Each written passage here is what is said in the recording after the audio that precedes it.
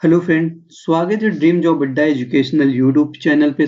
आज के इस लेक्चर पे हम मध्य प्रदेश आबकारी विभाग, मध्य प्रदेश पटवारी, मध्य प्रदेश वन रक्षक, जितने भी एग्जामों में आपके साइंस आती है तो उन सब एग्जामों के लिए हम साइंस का मॉक टेस्ट नंबर 13 लेके आए हैं, जिसमें कि अभी तक व्यापम में जो भी साइंस के क्वेश्चन पूछे गए हैं हम उन्हीं क्वेश्चन को कंपाइल करके लाए हुए हैं।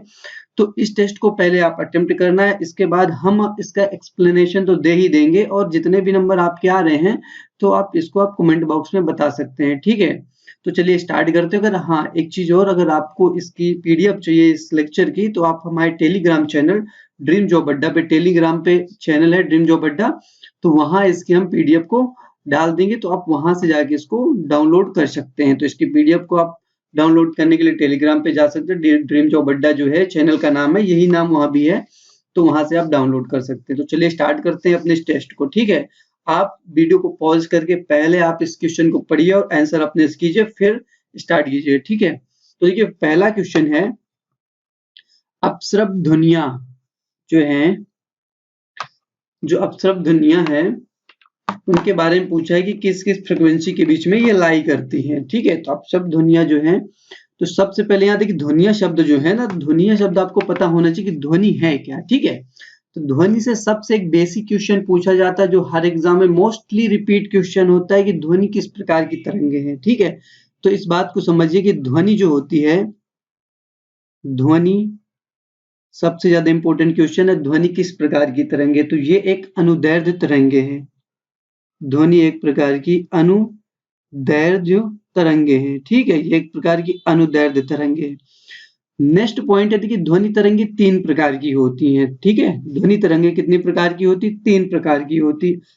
अवश्रव्य तरंगे होती हैं, अवश्रव्य तरंगे।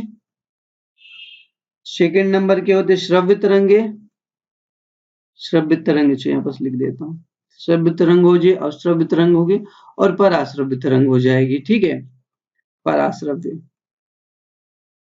श्रव्य तरंग, ये 3 प्रकार की तरंगे होती हैं। तो इनकी देखिए आप रेंज लिख सकते हैं। अवश्रव्य तरंगे होती हैं तो इनकी जो रेंज होती है 20 हर्ट्ज से नीचे होती है। 20 हर्ट्ज फ्रीक्वेंसी जो होगी, इसके नीचे वाली जो होगी वो अवश्रव्य तरंगे होती है। और ऐसी तरंगों को ह्यूमन जो होता है वो सुन नहीं सकता, यानी कि हम इन तरंगों को नहीं सुन सकते, ठीक है। सेकंड है श्रव्य तरंगे। श्रव्य तरंगे जो होगी वो 20 हर्ट्ज से लेकर 20 किलो हर्ट्ज तक, 20 हर्ट्ज से लेकर 20 किलो हर्ट्ज तक, ठीक है। किलो हर्ट्ज को कई बार 20,000 हर्ट्ज लिखा जाता है, ठीक है। ऐसी तरंगों को हमारा कान सुन सकता है, श्रव्य तरंगों को। तो इनकी रेंज हो जाएगी 20 हर्ट्ज से 20 किलो हर्ट्ज तक, यानी कि 20,000 तक, ठीक है। देन नेक्स्ट तरंगे जो हो जाएंगी हमारी, नेक्स्ट तरंगे जो है हो जाएंगी पराश्रव्य तरंगे। पराश्रव्य तरंगे जो है, इनकी जो फ्रीक्वेंसी होती है 20 हर्ट्ज के ऊपर होती है। 20 किलो हर्ट्ज के ऊपर जो होगी, के ऊपर जो फ्रीक्वेंसी आएंगी वो होती है पराश्रव्य तरंगे।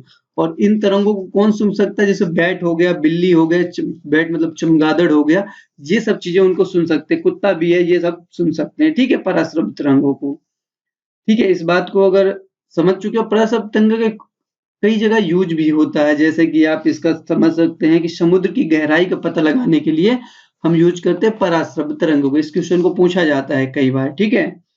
सो इसका आंसर क्या हो गया? अपसरंग। तो ये कितना हो जाएगा? जिसकी आवृत्ति 20 हर्ट्ज के नीचे होती है, 20 हर्ट्ज से नीचे, लेस देन 20 हर्ट्ज, ठीक है। 20 हर्ट्ज यहाँ पर से लिखा है के नीचे, ठीक है, 20 हर्ट्ज के नीचे।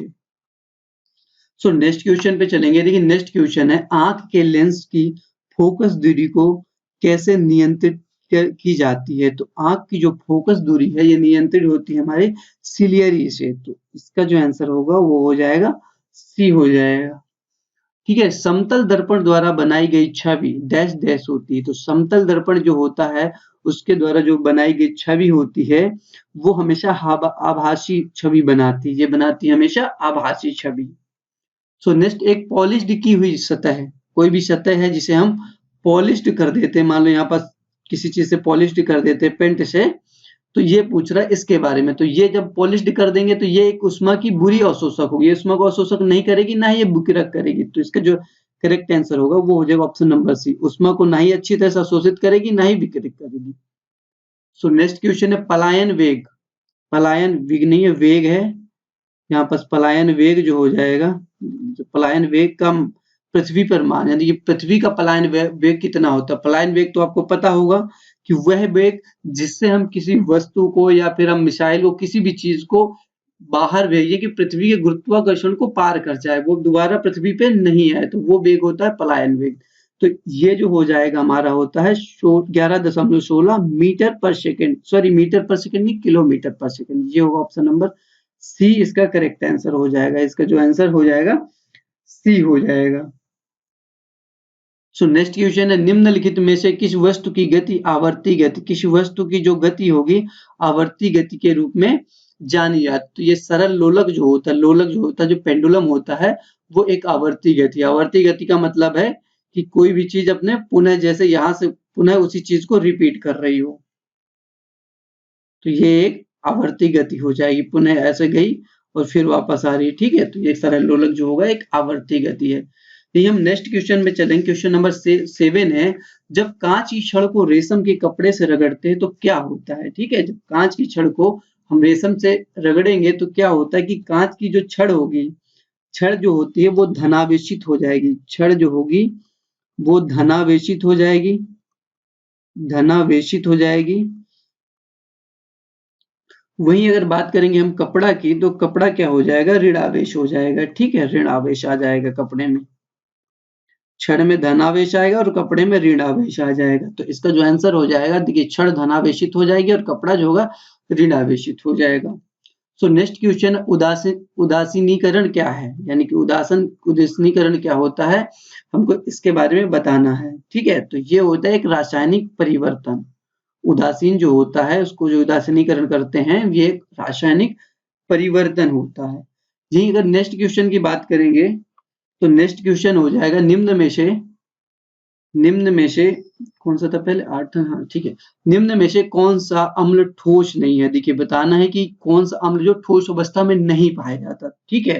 तो देखिए इनमें से 3 अम्ल ऐसे हैं जो ठोस या फिर क्रिस्टल रूप में पाए जाते हैं, ठीक है। जैसे हो गए टाइट्रिक अम्ल, टाइट्रिक अम्ल ये क्रिस्टल अवस्था में पाया जाता है, ठीक है। सेकंड जो है सिट्रिक अम्ल जो होगा, सिट्रिक अम्ल जो होगा ये भी आपका ठोस या फिर क्रिस्टल अवस्था में पाया जाता है। वहीं एक अगला है ऑक्जेलिक अम्ल।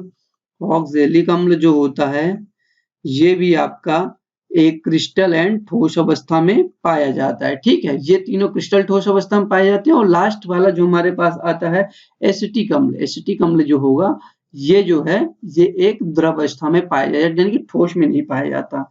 अगर हम बात करेंगे टाइट्रिक अम्ल, टाइट्रिक अम्ल किस में पाया जाता है, ये पाया जाता है इमली और अंगूर में। काफी ज्यादा क्वेश्चन पूछा जाता है कि इमली में कौन सा अम्ल पाया जाता है, तो इमली और अंगूर ये 2 चीजें हैं जिनमें टाइट्रिक अम्ल पाया जाता है। यही अगर बात करेंगे सिट्रिक अम्ल, सिट्रिक हमेशा खट्टे पदार्थ यानी कि नींबू में सिट्रिक अम्ल पाया जाता है। अगर ऑक्जेलिक अम्ल की बात करें तो ये होता है मेनली टमाटर, टमाटर जो होता है वहां पास आपका ऑक्जेलिक अम्ल पाया जाता है। एसिटिक अम्ल जो होता है वो सिरका जो होता है ना, सिरका, वहां एसिटिक अम्ल पाया जाता है। सो नेक्स्ट क्वेश्चन पे चलेंगे कि एक द्रव निश्चित ताप पर वाष्प में बदलता है। कोई भी द्रव जो है वो वाष्प में बदलेगा, इसे जाना जाता है। तो इसको जानते हैं हम उबलना, ठीक है। इसको कहेंगे उबलना। ऊर्ध्वपातन से काफी ज्यादा क्वेश्चन आता है। ऊर्ध्वपातन क्या होता है, जब ठोस सॉरी यहाँ पर ठोस डायरेक्ट आपका वाष्प में बदल जाता है। डायरेक्ट कहाँ बदलता है, वाष्प, यानी कि लिक्विड में जाए बिना वाष्प में बदलेगा, तो ये होता है ऊर्ध्वपातन हो जाएगा। नेक्स्ट है प्राकृतिक गैस में हाइड्रोकार्बन का कितना प्रतिशत होता है, तो हाइड्रोकार्बन का इसमें होता है 95% होता है। सो पानी में रेत इसका उदाहरण है। देखिए पानी में जब हम रेत को मिलाएंगे तो इस बिलियन को हम क्या कहेंगे, तो इस बात को आप समझिएगा कि जहां पास, ठीक है, जहां पास ऐसा बिलियन जिसमें 2 पदार्थ होंगे, 2 पदार्थ जो होंगे वो एक दूसरे में घुल नहीं सकते हैं, तो ऐसे मिश्रण को हम विषमांगी मिश्रण कहते हैं, ठीक है। ऐसे मिश्रण को हम विषमांगी मिश्रण बोलते हैं और ये निलंबन होता है। तो पानी में रेत जो होगा ये एक निलंबन होता है। निलंबन जो होगा एक प्रकार का विषमांगी मिश्रण है, विषमांगी मिश्रण है, ठीक है। इस बात को समझे ना कि ऐसा है कि मिश्रण में दोनों चीज को हम अलग अलग देख सकते हैं, बिल्कुल हमें समझ में आ जाएगा कि ये चीज है। जैसे एक और एग्जांपल है, जैसे कि आप पानी में आप तेल को छोड़ेंगे, पानी में तेल का जो मिश्रण वो भी बिस्मांगी होगी, तेल की परत आपको ऊपर ही दिख जाएगी और पानी भी हो जाएगी। पानी में पानी अलग दिख रहा होगा, रेत अलग, तो ये एक निलंबन हो जाएगा। ठीक है, बिस्मांगी मिश्रण और निलंबन है।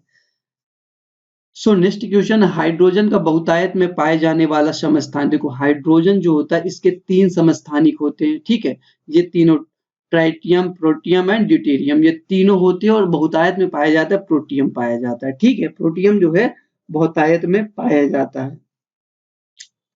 सो नेक्स्ट क्वेश्चन है, स्थिर बनने के लिए धातुओं, देखिए धातु जो होती हैं, धातुओं में क्या करना पड़ता है। तो धातु के बारे में आप हमें समझिएगा कि धातु प्रकृति में विद्युत धनात्मक होती है। अगर ये विद्युत धनात्मक है तो ये इलेक्ट्रॉनों को त्यागेंगी, यानी कि दूसरों को इलेक्ट्रॉन देंगी, तो यहाँ क्या होगा, इलेक्ट्रॉनों का नुकसान होगा। तो इसका जो आंसर होगा ऑप्शन नंबर ए सही हो जाएगा।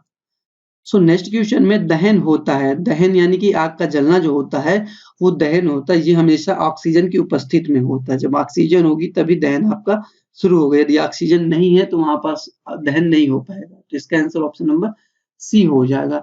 यही नेक्स्ट क्वेश्चन है, भोजन पकाने में कौन सा विटामिन नष्ट हो जाता है। देखिए समान ताप पे अगर आप भोजन को पकाते हैं, नॉर्मल अगर आप भोजन को पकाते हैं तो यहाँ पर विटामिन सी नष्ट हो जाता है। विटामिन सी जो होता है बहुत ही ज्यादा सेंसिटिव होता है।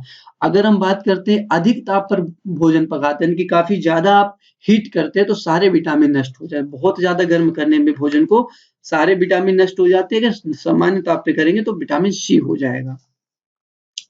सो नेक्स्ट क्वेश्चन, मच्छर से कौन सा रोग नहीं फैलता। ठीक है, देखिए मच्छर से मलेरिया फैलता है, देखिए एड्स मच्छर से नहीं फैलता है, जापानी ये वाला फैलता है, डेंगू वाला भी फैलता है, ये सब मच्छरों से बढ़ता है। तो ऑप्शन नंबर बी जो होगा इसका करेक्ट आंसर होगा। नेक्स्ट क्वेश्चन यही चलेंगे कि लीवर द्वारा स्रावित एंजाइम का नाम बताइए, कि लीवर जो होता है इसके द्वारा कौन सा एंजाइम जो होता है स्रावित होता है। तो लीवर द्वारा जो स्रावित होता है वो एमाइलेज होता है और टाइलिन होता है। तो इसमें जो दोनों नहीं है तो ये हो जाएगा ऑप्शन नंबर डी होगा, इनमें से कोई कोई नहीं।